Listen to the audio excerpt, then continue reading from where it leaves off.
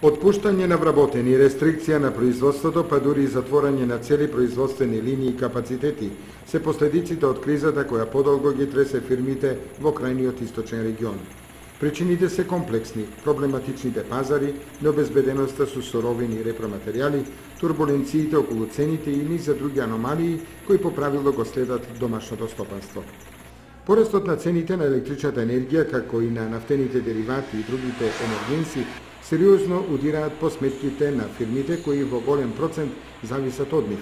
Состојбите во домашната економија ги тераат бизнисмените да спроведуваат речиси нелогични рестриктивни мерки.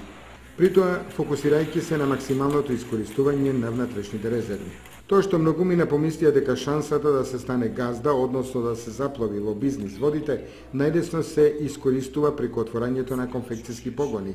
Во практиката не се потврди. Поголем дел од новопечените конфекционери заглавија уште на стартот и никогаш не се опоравија. Цената што при тоа ја платија е голема, бидејќи некои од нив безнадежно се загубија во безизлезните лавиринти на кредитите. Состојбите во стопанството најдобро ги осликуваат повозрастните кочанчани кои споредуваат како било кога кон Руен, Атом и другите фирми секој утро и попладне врвеле река од работници и возила, а сега големите паркинзи стојат празни.